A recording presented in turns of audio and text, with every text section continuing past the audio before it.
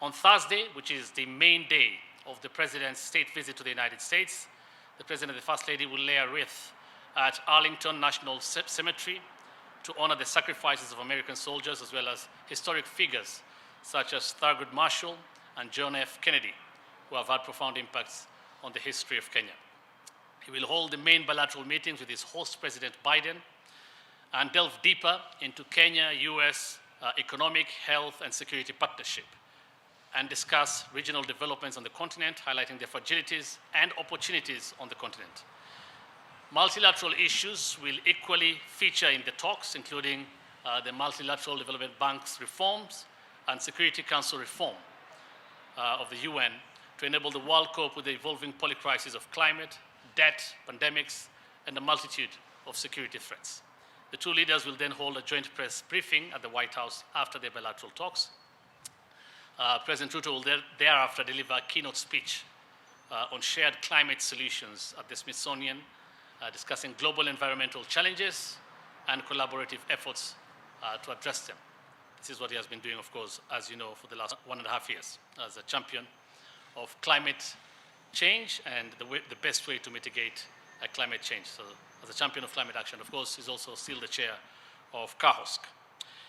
The day concludes with a state dinner on Thursday at the White House celebrating the enduring friendship between Kenya and the United States. Finally, on Friday, May 24th, the visit concludes with strategic engagements focusing on trade, investment, and digital cooperation. That includes a breakfast at the US Chamber of Commerce, where President Ruto will make the case for Kenya as a prime destination for US investments. He'll also hold a digital roundtable discussion hosted by Vice President Kamala Harris, exploring the potential for expanding the US-Kenya digital partnership. He'll also pay a visit to the Pentagon, where the President will highlight Kenya-US defense partnership in the fight against terrorism, extremism, and other emerging areas, including cybersecurity. President Ruto departs the country this evening on a state visit to the United States of America, as I've said, starting tomorrow, May 20th to May 24th, 2024. This visit is a historic milestone as the first state visit by a Kenyan head of state in 2 decades, and the first by an African head of state since 2008. The visit demonstrates a robust partnership between Kenya and the United States and is a fitting tribute to 60 years of diplomatic ties that we are celebrating as Kenya and the United States. During this period, Kenya and the United States have enjoyed deepening and mutually beneficial cooperation at bilateral and multilateral levels, resulting in the elevation of the relationship in 2018 to a strategic partnership. The strategic partnership establishes a structure for continued interstate Kenya-US bilateral strategic dialogue anchored on 5 main themes, and I'll read them. 1, economic prosperity through trade and investment. 2, defense cooperation. 3, democracy, governance, and civilian security.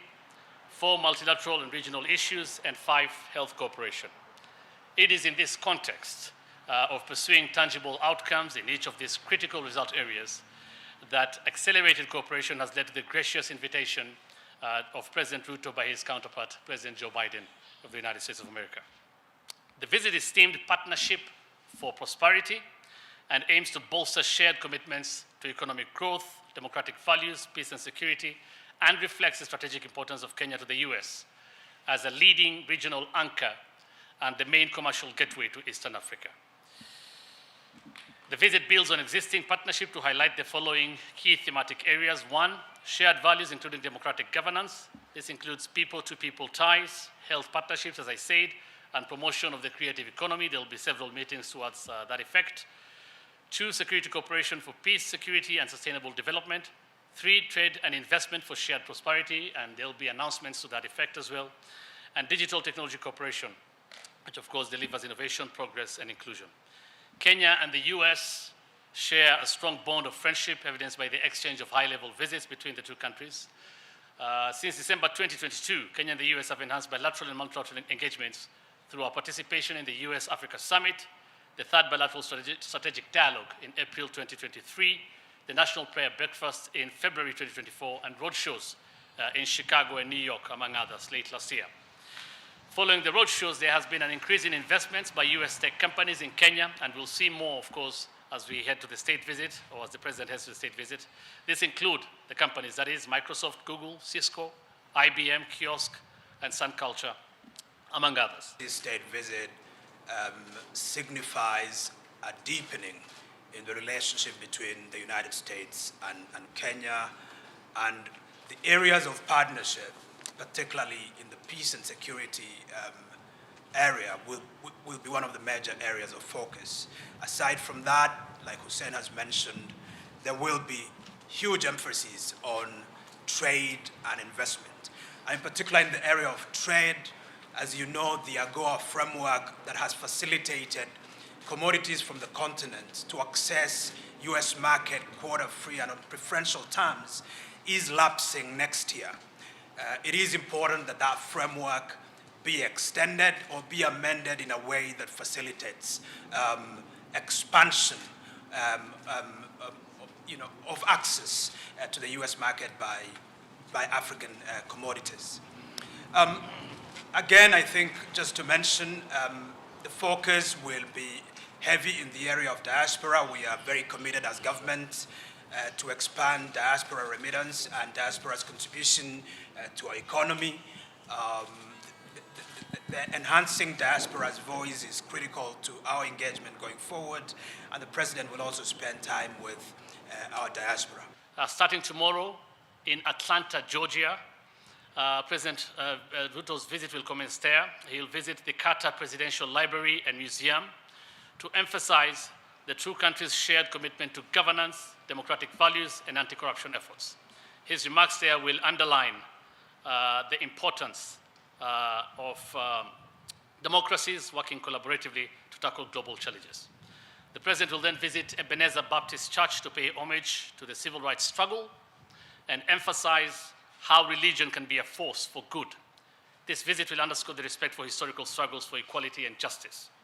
The third area of engagement tomorrow, that is on Monday 20th, in Atlanta, Georgia, will focus on the US-Kenya Health Partnership at the Center for Disease Control, CDC headquarters.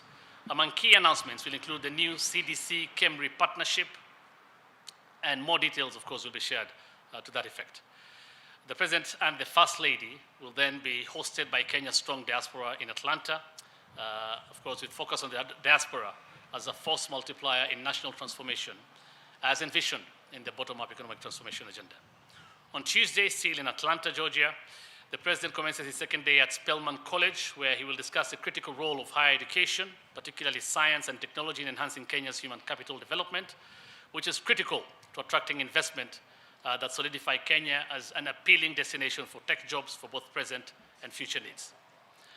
At Tyler Perry Studios, which he will also visit, President Ruto will explore opportunities within the creative economy, highlighting it as a potential job creator and an area of robust partnership between Kenya and the United States.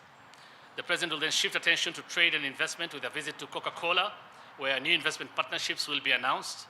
He will also then launch Vivo's inaugural store in America. That's a leading Kenyan retail fashion enterprise, showcasing the power of Kenyan women entrepreneurs. Mayor Andre Dickens of Atlanta and the Atlanta CEO's Council will then host the President, who will seek to position Kenya as an important regional manufacturing hub. After that, the President and the First Lady will travel to Washington, D.C. on Wednesday, May 22nd, arriving at Andrews Air Force Base, where they will be officially received with full ceremonial state honors. The President will have extensive engagements at the Hill, where he'll meet a bipartisan congressional delegation under the chairmanship of the Speaker of the House, meet with the Black Congressional Caucus, and hold discussions with the bipartisan caucus of the Senate, led by Senators Schumer, who's the majority leader there, and Senator McConnell, minority leader. In his meetings at the Hill, the President will apprise the legislators on the challenges faced by democracies on the continent and the urgent need for America's tangible and practical engagement with the continent. He will brief the legislators on the dual crisis of climate change and conflicts in the region, and Kenya's leadership in dealing with these challenges. In urging Congress to be cognizant of the need for African goods to continue accessing the US markets on preferential basis, the President will implore Congress to extend the Africa Growth and Opportunities Act better known as AGOA.